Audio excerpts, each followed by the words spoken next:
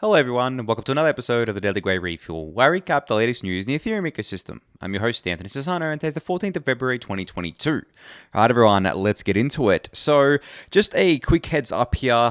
You've probably been hearing about Danksharding lately. A lot of the smartest folks in Ethereum are talking about it. I've spoken about it on the Refuel before, and you're probably confused as to exactly what it is. There doesn't seem to be an Explain Like I'm 5 about it yet. I know Polynar wrote a blog post about it, but that is definitely not an Explain Like I'm 5, nor did they intend it to be. But if you are still confused about Danksharding, why people are excited about it, and you want to learn more, then definitely go to this kind of like event, or if it's already happened, you can probably watch a recording of it. The EF research team is hosting this educational seminar with researchers and core devs on Danksharding on Feb 14th at 14:30 UTC, which is in the future from when I'm recording, but not by too much. By the time you watch this, it's more than likely already over, but the thing is, you can view the agenda here. This link will be linked in the YouTube description, and I'm sure there'll be a recording for you to kind of like have a look at after. So I am sure this is going to illuminate a lot about Danksharding. It's going to maybe not give you an Explain Like I'm 5, but at least kind of like give you more information to go off of. And I guess just at the highest level here, Danksharding is just the name for a new kind of like sharding design that Dankrad Feist, the researcher at the Ethereum Foundation, came up with, and a lot of people are very, very excited about this. It's a simplified sharding proposal. It allows for much better, I think, interoperability from what I understand, and much better scalability for layer 2s. And, you know, as I said, like the smartest people I know are excited about it, so I'm excited about it. But just wanted to kind of give a shout here because I know people are wondering and want to learn more about this. And as I understand it more, I will try and relay that to you guys. Like, I am still in the dark about it, to be honest. I'm still trying to wrap my head around it as well. It is definitely very technical, but you know, it's also very, very new. It's basically only a few weeks old at this point. So yeah, we're just gonna have to let it simmer, let it kind of like digest a bit, and we'll get there. We'll get there. I'm sure we'll all be able to kind of like understand it sooner rather than later. And this is a good step. This seminar here. So I'm definitely going to be probably asleep when this happens, so I'll be rewatching it, or at least watching the recording once that's done. And one other thing about, I guess, like core development was this merge community call that happened. So this is the third merge community call that happened. You can see the agenda here of what was spoken about, and there's a recording available as well on the Ethereum Cat Herders YouTube channel, which is linked in the GitHub kind of like issue here, and I'll link this in the YouTube description. Yeah, so as I said, this was the third community call about the merge. The goal of these things is to obviously keep the community updated with what's happening on with the merge, especially the community, I guess, that is part of running infrastructure, doing kind of like anything like developing and things like that, because the merge impacts not just, I guess, like, obviously, you know, end users in terms of kind of the fact that like the network will be proof of stake instead of proof of work, but it you know, it impacts like a wide set of stakeholders. And I would actually argue the end users who are just using the network are least impacted by this. Developers are impacted by it in some ways, like for example, the block time being 12 seconds. Flat, like it's always going to be 12 seconds, whereas with the proof of work, it's kind of like probabilistic. So there's like a target block time, but it's on average about 13.2 seconds, but it can vary. Whereas with proof of stake, it's always going to be 12 seconds. And you know, there's a few other kind of like idiosyncrasy things there. I mean, yeah, one of them, that block time thing was mentioned here in the agenda. But yeah, anyway, go watch the recording. I haven't watched it yet. I plan to soon, but these community calls are always very good and gives you more context around the merge.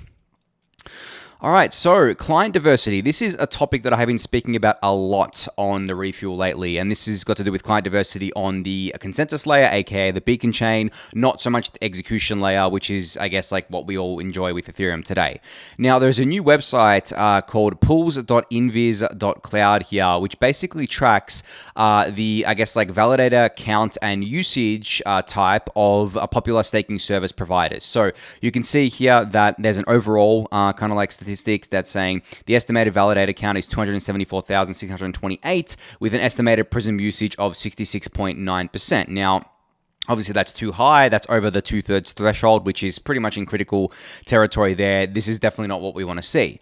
And I've discussed kind of like why this is a bad thing before. There's also an in-depth discussion on this website as well, like written down here that you can go give a read, and there's a bunch of links to different kind of resources as well. So definitely check that out. I'm not going to rehash it here because I've talked about it too much lately, I think. But yeah, you can see who the biggest offenders are here. Now, obviously, Coinbase has a very large presence on the Beacon chain. They have almost 50,000 validators, which is almost 1/5 of the network, which obviously is about 20% there. So it's quite a large stake in the Beacon chain.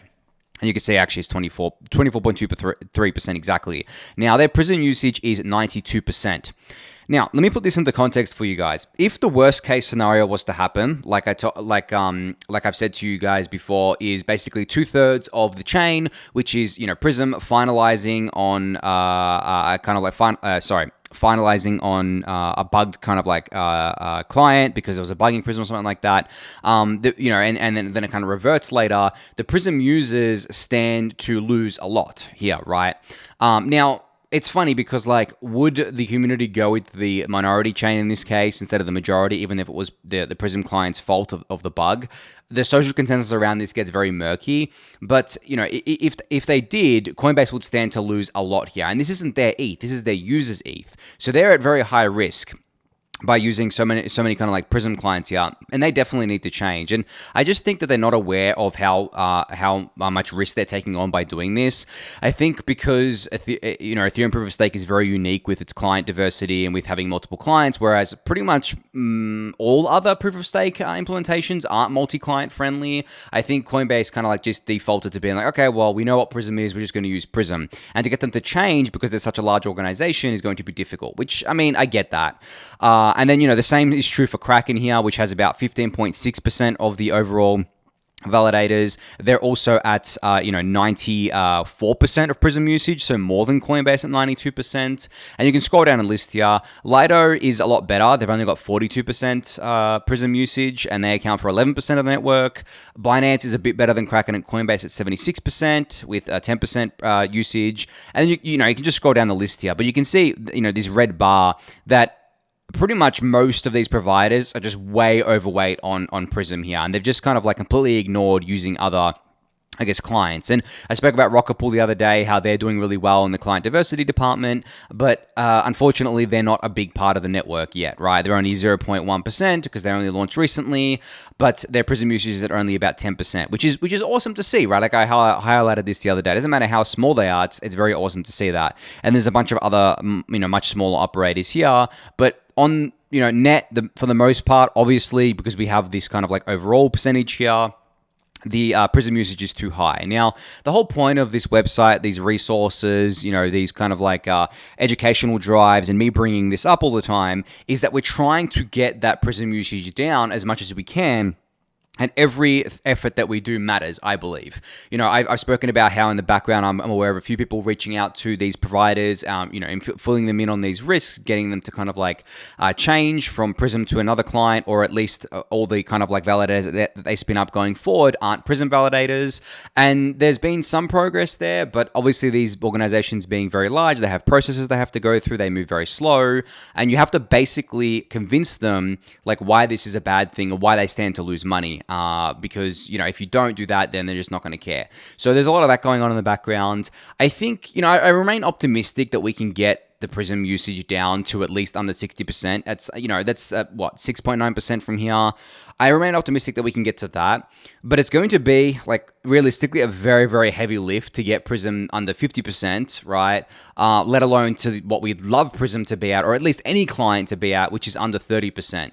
Now, is it impossible? No. It's just you got to look at what's practical, what fits in with reality, and where to focus your efforts. So I think right now the efforts are just focused on getting Prism as low as we possibly can, right? Even if that's only to 60% in the next 6 months or something like that, then that's fine. Maybe in 12 months when we 12 or so months when we have withdrawals enabled on the Beacon chain, maybe people will feel a lot more comfortable changing clients, because right now people don't want to take the risk because you can't re-enter staking if something happens. Like if you accidentally exit yourself if you want to exit yourself from the validator set, you can exit, but you can't you can't withdraw that ETH, you can't restake, you can't activate your validator again. Whereas when withdrawals are enabled, you can do this. So a lot of people, what they want to do is they want to exit, then change clients, and then re-enter with that kind of like new client, because they don't want to run the risk of getting slashed or losing any ETH. And I totally understand that. So maybe we see the needle really move on this once withdrawals are enabled on the Beacon chain,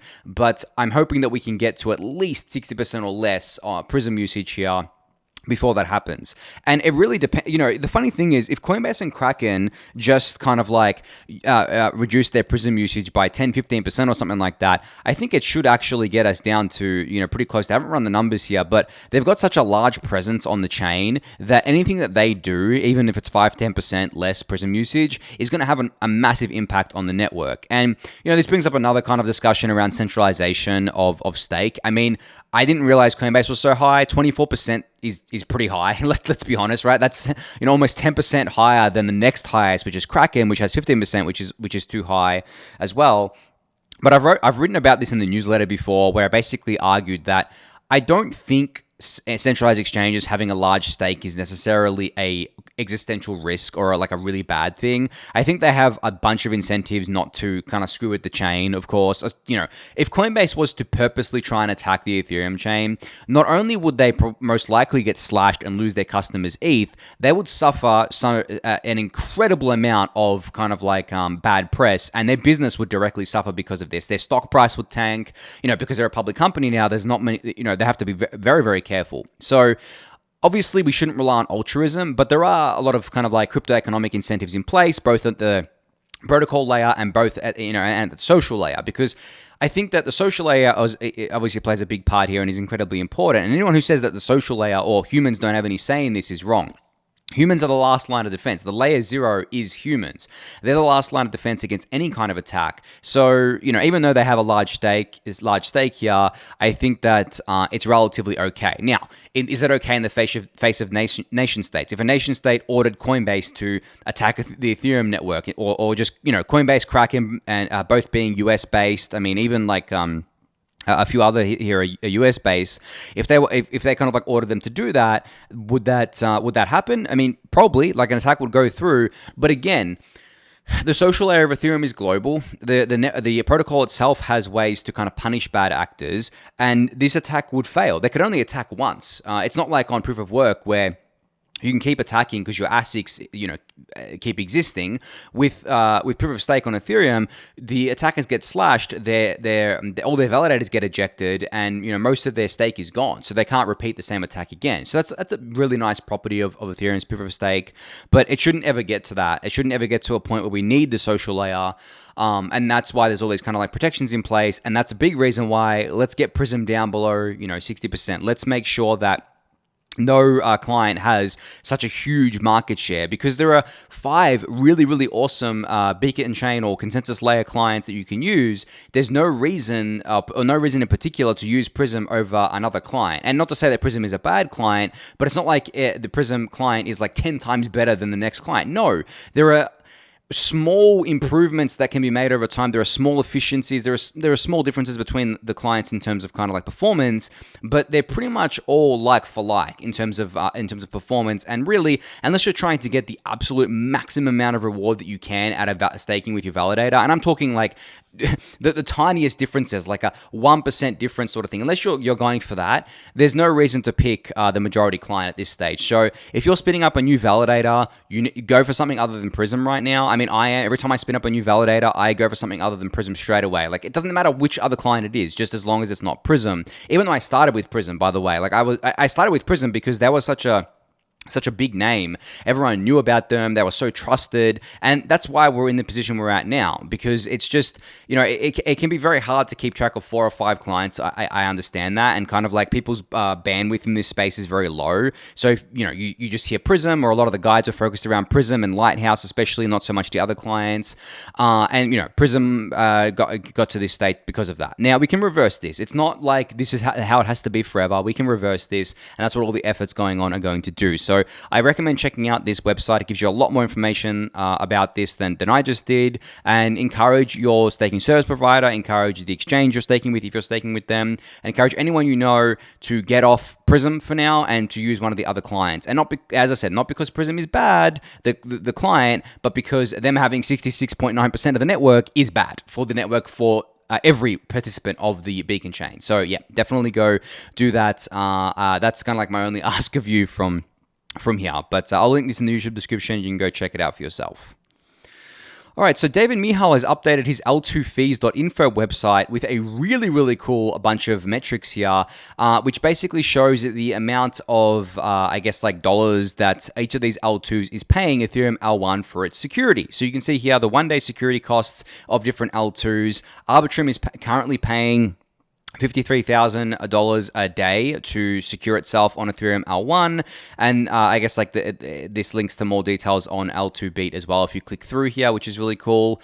Then you can see DYDX paying about $30K, Optimism $25K, and then you have a long tail here of others and how much they're paying each day. Now, obviously, these security costs are going to go up or down based on layer 1 gas fees. This is dollar terms. This is not in ETH terms. So if the gas fees are high, I mean, right now they're actually quite low. They're hanging around 30 to 40 Gwei, which is, 3 times lower than they were a couple of months ago. So this would be 3 times larger. And it's also influenced by how much the L2 is being used as well, right? And how often these proofs and these call data is being posted to L1. But you can see, this may be negligible right now. Like, I don't even think, I think the top 3 add up to about 100K, and then the other ones maybe 120, 130K a day right now. And if you actually go to just L2fees.info, if I click through here, sorry, not L2fees.info, cryptofees.info, you can see Ethereum's one-day fees are $16.6 million now, right now, which is actually on the low side. I mean, well, it's gotten quiet out there, guys. Like, not just on-chain, but just everywhere. The crypto ecosystem seems, quote-unquote, dead right now, which, makes sense because the markets have been, quote-unquote, dead. I don't think it's going to last for long. I do think that we're going to keep going here, but it's just funny how how volatile not just the crypto markets are, but kind of like the crypto ecosystem is in general. But anyway, back to what I was saying. So $16.6 million on layer 1 right now on Ethereum layer 1 in terms of fees being paid. And on L2 fees, I guess the total, the total that the L2s are paying to L1 to secure themselves is about $111,000. So that is a very small part of the total fees being paid on Ethereum L1, but that's okay. I said to you guys, it would start off slow and small with L2s, and then it would ramp up over time. And over the long term, I'm talking a few years at this point, most of the L1 transaction fees will be replaced with L2 securing themselves. But right now, L1 has, 70, 80, last time I checked, $90 billion locked in DeFi. Billions of dollars of DEX volume happens every day, and that leads to a lot of MEV, leads to a lot of arbitrage, which is a form of MEV. And as I've explained to you guys before, the people doing MEV are happy to pay whatever in fees, as long as they can inch out a bit of a profit. And obviously a lot of people still do stuff on L1 as well. So until we get more adoption at L2, until we get more and more people migrating there, until we get a lot more, I guess, like MEV at L2, or at least MEV opportunities at L2, which there really isn't any right now because they've got centralized sequences. I think L1 will still be, kind of like the majority. L1 native transactions will still be the majority of the fees being paid, which is totally fine. I mean, at the end of the day, ETH's still being burned no matter what. But I think it's going to take a few years for L2s to take over, but they will take over eventually. And just like it took a few years to get to the L1 fees that they are today. I mean, it took more than a few years. It took from mid-2015 when ETH launched to, I guess, the high fee started persisting around mid-2020, so it took 5 years. Probably not going to take 5 years for the L2s to really ramp up and be responsible for millions of dollars a day in transaction fees on L1, but it's going to take a little bit of time here. It's not going to happen overnight. It's definitely going to take the market heating up again because that's when all the activity heats up and things like that. But yeah, still cool to see this website. I'm going to keep track of it. I want to see one of these L2s break the $1 million one-day security costs one day. That'd be really cool. I'm sure it'll happen on a volatile day when we have retail froth and mania back in. But for now, we're just plodding along, while we wait for that to happen again. All right, so Prateek here put together a really great thread on StarkWare. So this is a mega thread You can go and check this out. I'll link to the YouTube description, but there is so much happening in the StarkWare/StarkNet ecosystem right now. It's actually quite crazy. There's also a newsletter that I've highlighted before from Swagdamus Prime. It has a weekly newsletter on the StarkNet ecosystem, and I'm actually subscribed to that. And wow, there's a lot happening on there. You may not hear about it too much on Twitter, but there's so much happening in the background. There are so many people building on there, and it's actually just really amazing to see how quickly adoption is happening there. Because as I've said to you guys before, I want to see StarkNet succeed for lots of reasons, obviously, but the number one reason is because it can prove out the non-EVM L2 thesis. Because EVM L2s are cool. I love them. Like, they work really well. They're obviously in super high demand. But like, we shouldn't just stop there. We have this amazing technology with layer 2s, with optimistic rollups, with ZK rollups, and all that, and everything in between. Let's take advantage of it. And that's exactly what StarkNet is doing. They're basically saying, well, no, we don't have to use the EVM. We don't have to use Solidity. We can use our own language called Cairo. We can use our own kind of computing system with StarkNet, and we can create a non-EVM generalized platform using ZK rollups, which is obviously awesome. Not to say that the EVM generalized platforms aren't equally as awesome, but I particularly like to see adoption of this stuff happening, because the EVM stuff we already know is going to get adoption. There's no doubt there. The EVM stuff the EVM is the biggest kind of like thing in crypto right now. All the L1s are using it, all the side chains, everything's using it. So we don't have to say, oh, is this going to get adoption? It is. But we do want to kind of like see if the non-EVM chains, whether they be L2s or other L1s, do get adoption. And it seems that they will. It's just going to obviously take longer, but we will get there. But if you want to learn more about all of that, check out this thread from Prateek. It was a really great one. I really enjoyed reading it and checking out all the resources. I'll link it in the YouTube description for you to do so. All right, so Faina here had a really great thread on everything happening in Ethereum L2 generally. So not just StarkNet, but like everything happening on all the L2s that we all know and love, Optimism, Arbitrum, the Polygon, ZK Sync, StarkWare, Mutable. There's so many right now, which is pretty crazy. But in this thread, there's a bunch of links to things that have happened, I guess, in the last week or so. Week and a half or so, covering all the kind of like L2s that I just mentioned. So if you want to dive even deeper into the L2 stuff, get more involved with it, definitely check out this thread after you've checked out Prateek's thread. This will keep you busy, guys, for a while. I mean, it's funny, like, sometimes I'm like to myself, okay, like, what am I going to do today? Like, I wake up and I go to my computer, I finish checking Twitter, and I'm like, what am I going to do today? And then I look at my Chrome tabs, and holy shit, guys, there's like hundreds of Chrome tabs, because what I end up doing is I dive into these things. I open up what interests me and I say, okay, I'm going to add this to the read later list. Like, once I'm done what I need to do today, I'll read that later. And it obviously builds up over time because you never get to it. I try to get to it on weekends when I have a little bit more time, but it doesn't happen. All this stuff happens.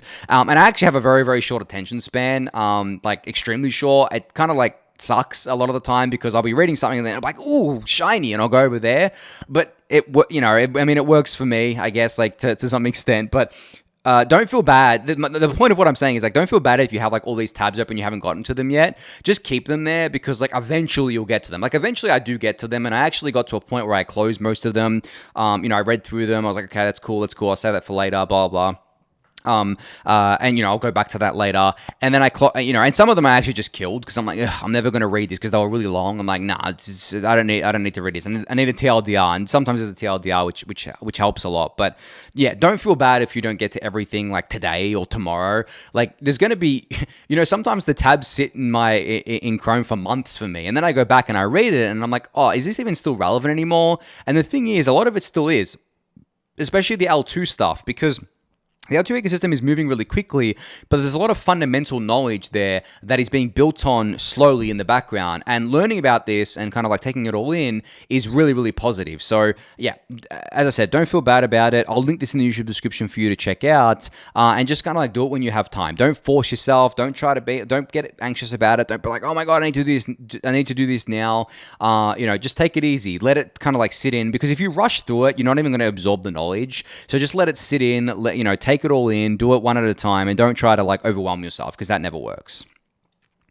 All right, so Etherscan put out an update over the weekend that they've got like a long overdue addition to the gas tracker, which now estimates the cost of transaction action. So you'll have seen this on other gas trackers out there before, but you can see here that Etherscan shows you low, average, and high gas prices for various actions on Ethereum, such as an OpenSea sale, a Uniswap V3 swap, and a USDT transfer. So there's a few other screenshots here. Gnosis Safe, multi-sig, Arbitrum deposits, which is really cool, knowing how much it's going to cost you to deposit to L2, which is quite cheap right now. At 40 Gwei, it's less than $10. So if you're thinking about depositing into L2, now would be the best time to do it, probably. I mean, I don't see gas prices getting much lower than this. Maybe we go into the 20s again. Maybe if the market really gets quiet and like literally nothing is happening, maybe we go to the single digits again, but I'm not counting on it. So now is probably the best time to do that. But yeah, I love these kind of things because, you know, sending ETH on Ethereum is the cheapest thing you can do, but like it's the most boring thing you can do. And most of the actions on the Ethereum network aren't really kind of like sending ETH around. Most of them are smart contract interactions. So knowing the cost of popular smart contract interactions is much better than knowing the cost of just a simple ETH transfer. So yeah, I love these kinds of tools, and that's just available in the Ethereum gas tracker section of the Etherscan website, which you can go check out for yourself.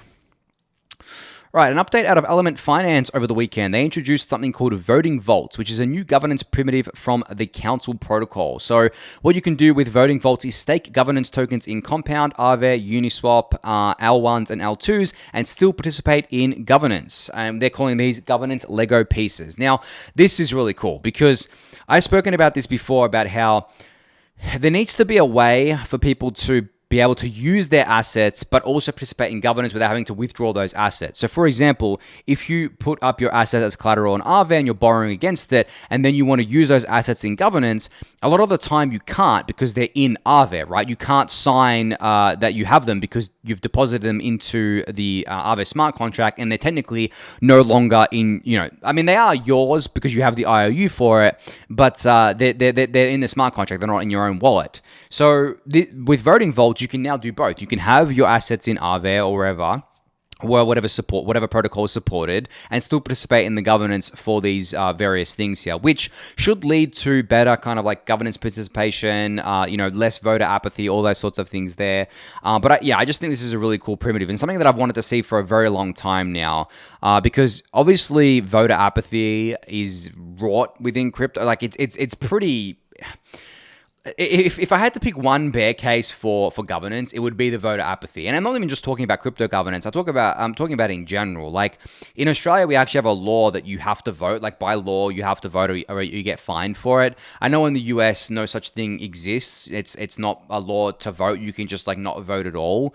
And in Australia, people that don't want to actually vote do what's called a donkey vote, which I mean, I think it originated from people literally drawing donkeys on their ballot and putting it into on their piece of paper and putting it into like the ballot box. But like it refers to like not actually, you know, we have ranked choice voting in Australia, but it refers to not actually filling out the form at all with any of the numbers and just drawing something on it. Sometimes people will draw, you know, the stupidest things on it, but that's what it is. Like you register when you go there to say, okay, you voted, and it doesn't matter after that.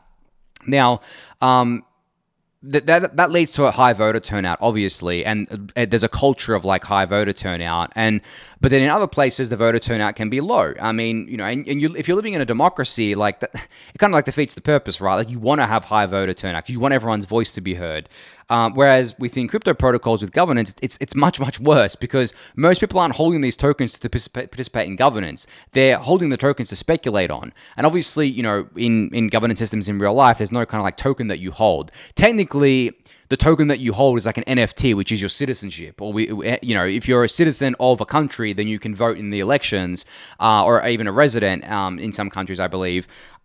But that's kind of like your NFT to vote. It's not like you have to go buy some shares or some tokens or something. You don't have to buy shares in the government that of the country that you're in to be able to vote. Whereas it's very, very different within kind of like DeFi, I guess, like in DAOs in general, is where you can't actually vote unless you have the governance token. Now, you know, am I bearish on that long term? I'm undecided. Am I bearish on it right now? Yes, because of the fact that there's so much voter apathy. Like, I could talk about this for a long time. There's plutocracy, there's voter apathy, there's literally like, it's so bad that like 90 plus easily percent of the tokens just do not ever participate in governance, which means you have basically a dictatorship of just like a few small parties, and they could just be whales that hold a lot of tokens influencing the whole protocol. So anything we can do to kind of like remedy that, or at least help that a little bit, which, you know, these voting vaults is one way of doing it, is good in my books. But I'm still undecided if like I'm bearish on governance the way we're doing it right now long term. I would actually like to see like NFTs be used more within governance, where if you're kind of like if you're kind of like done something for a protocol, if you've participated in a protocol, maybe you've actually got funds in Aave, but you don't hold any Aave tokens, well, maybe you should be able to participate in governance as well. Like, you still have skin in the game. You still kind of like want, you know, Aave to be, I guess, like a protocol that functions correctly, that is governed correctly, but maybe you just don't want to hold the token. There's plenty of people who do that, right? I mean, I do it with Maker. I have my funds in Maker. I don't own any MKR tokens. So I guess like from that perspective, I'd like to see more experimentation here, but voting vaults is also a good step there. But anyway, I think that's it for today. So thank you everyone for listening and watching. Be sure to subscribe to the channel if you haven't yet. Give the video a thumbs up, subscribe to the newsletter, join the Discord channel, and I'll catch you all tomorrow. Thanks everyone.